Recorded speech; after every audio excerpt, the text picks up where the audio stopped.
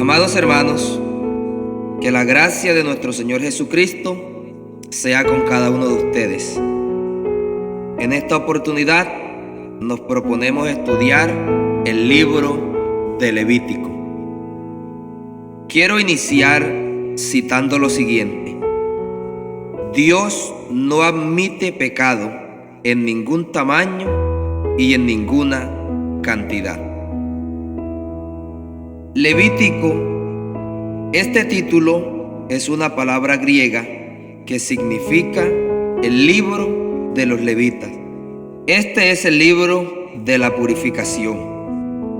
Los levitas eran los encargados de todo lo relacionado con el sacerdocio, el templo y el culto. Eran un grupo de personas apartadas por Dios para servir en el tabernáculo.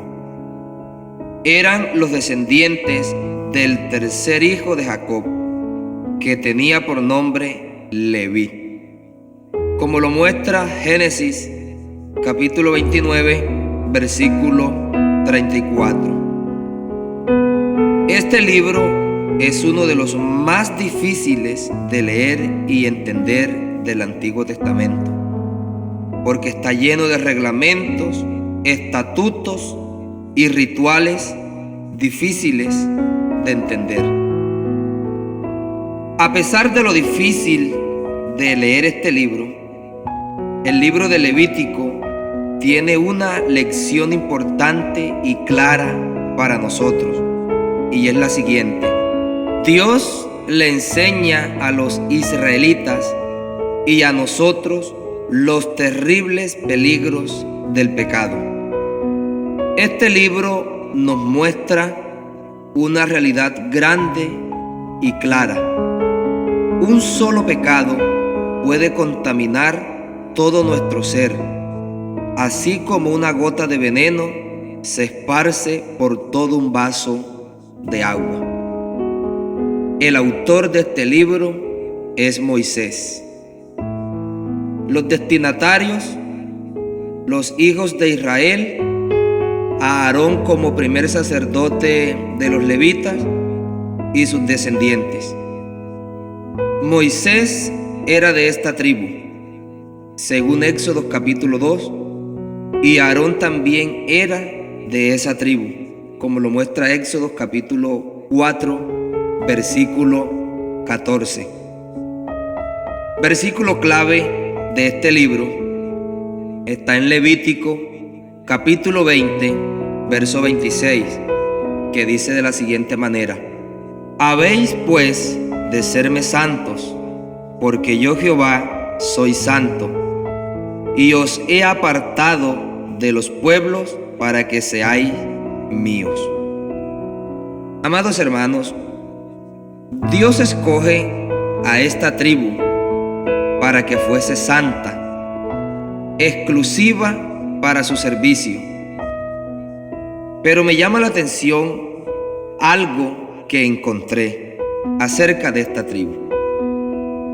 Los levitas eran el ejemplo que Dios había puesto en medio de todo el pueblo para mostrarle al pueblo cómo era que debían vivir.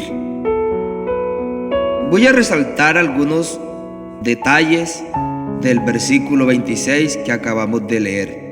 En primer lugar, este grupo de personas debían vivir como un pueblo santo, separado o dedicado a Dios, apartados del uso secular, alejado de los sacrificios idólatras, como lo muestra el capítulo 20, verso 1 al verso 5. Amados hermanos, aplica lo mismo para la iglesia de hoy.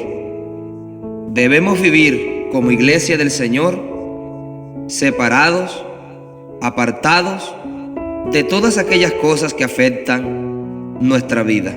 Charles Spurgeon dijo: cualquier cosa se convierte en un ídolo cuando nos mantiene alejados de Dios. Lo segundo que quiero resaltar es lo siguiente. Este grupo de personas, conocido como los levitas, debían vivir lejos de la brujería y el ocultismo, como lo muestra el capítulo 20, verso 6. En tercer lugar, debían vivir como un pueblo apartado, consagrado para Dios. Esto quiere decir un pueblo diferente. La misma enseñanza es para nosotros hoy, pero es triste ver la iglesia hoy mundanalizada. En vez de marcar la diferencia, nos parecemos más al mundo. Estamos llamados a ser un pueblo diferente al mundo, involucrados pero diferentes. Mis amados, Levítico está aquí en la Biblia para mostrarnos que ya no necesitamos esa serie de ritos y sacrificios de animales para ser purificados, porque la sangre de Cristo nos ha limpiado de todo pecado. Así lo muestra el Nuevo Testamento en Hebreos capítulo 9, versículo 12 al versículo 14, que dice de la siguiente manera: y no por sangre de machos cabríos ni de becerros, sino por su propia sangre entró una vez para siempre en el lugar santísimo, habiendo obtenido eterna redención.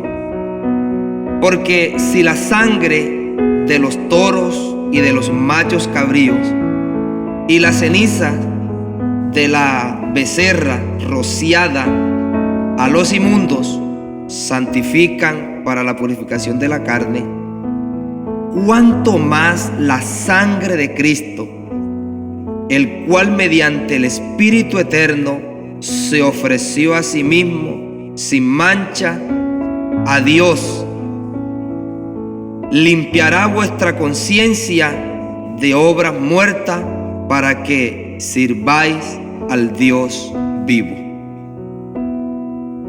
Pero en Levítico hay una enseñanza que sigue vigente para nosotros hoy. En Levítico hay una regla de la cual no podemos ser exonerados, y esa regla es ser santos. Hermanos, ya no necesitamos esa serie de ritos y sacrificios, porque ya Cristo en la cruz pagó por nuestros pecados. Pero aquí en Levítico hay una regla que es incambiable, y es que nosotros debemos ser santos. Y esta demanda no es porque el pastor es santo. El texto dice que debemos ser santos porque el Señor es santo. El Señor es el modelo a seguir. Mis amados, nosotros levantamos la bandera bien alto diciendo: el Señor me ha santificado. Y eso es verdad, la Biblia lo dice. Pero muchas veces levantamos la bandera en alto diciendo ser santificados, pero no vivimos acorde a esa realidad. Porque el que ha sido santificado debe vivir como santo. Lo podemos comprobar en la primera carta del apóstol Pedro, capítulo 1, verso 14 al verso 16, que dice de la siguiente manera: como hijos obedientes, no os conforméis a los deseos que antes teníais, estando en vuestra ignorancia, sino como aquel que os llamó es santo, sed también vosotros santos en toda vuestra manera de vivir. Porque escrito está: sed santo, porque yo soy santo. Alabado sea el nombre del Señor. Amados hermanos, lo que esto quiere decir es: el Dios de Israel y el Dios de la iglesia cristiana es santo, y Él determina las normas para la moral. Nuestro Dios santo espera que nosotros, amados hermanos, lo imitemos en aplicar sus normas morales en nuestra vida. Después de que las personas dedican su vida a Cristo, aún sienten cierta atracción por sus costumbres pasadas. Pedro nos dice que debemos ser como nuestro Padre Celestial, santo, en cada una de nuestra forma de vida. Amados hermanos, santidad significa mantenerse totalmente devoto o dedicado a Dios, separados para su uso especial y apartados del pecado y de su influencia.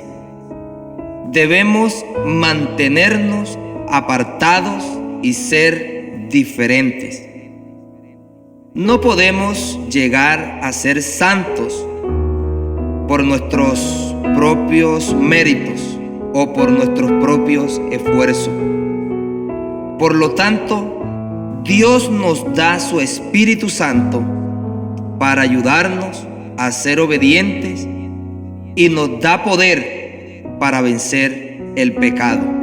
Así que no use la excusa de que no puede evitar cometer pecado, porque el Señor nos ha capacitado con su Espíritu Santo para darnos la fortaleza y decir no al pecado. Amado, pídale a Dios que le ayude a ser librado de las garras del pecado. Mire lo que dice Apocalipsis capítulo 22, verso 11. El que es injusto, sea injusto todavía. Y el que es inmundo, sea inmundo todavía. Y el que es justo, practique la justicia todavía. Y el que es santo, santifíquese todavía. Esto quiere decir, amados hermanos, dejar ese estilo de vida pecaminosa y vivir en santidad para Dios. Es el llamado de las Sagradas Escrituras para cada uno de nosotros. No te conformes a este siglo. No te conformes a estar viviendo en pecado utilizando la excusa de que eres un ser humano y que eres débil, cuando Dios nos ha dado la capacidad para decir no al pecado. El llamado de Apocalipsis es, amados hermanos, sigamos siendo justos aún mucho más, y sigamos siendo santos aún mucho más, en unidad a Cristo. El tema de este libro es la santidad. Este libro se escribió primeramente para que el pueblo judío comprendiera claramente qué significa vivir santamente. En este libro se encuentran las leyes que rigen la vida santa. Propósito de este libro. El propósito de este libro es instar o urgir al pueblo a vivir santamente y adorar en santidad en presencia del Dios Santo. Ciertas palabras como santo, santificar, santuario, se emplean en este libro más de 100 veces. Quiero concluir con una frase de Spurgeon. El resultado de nuestra unión con Cristo debe ser la santidad. Bendito sea el nombre de nuestro Señor Jesucristo. Dios les bendiga.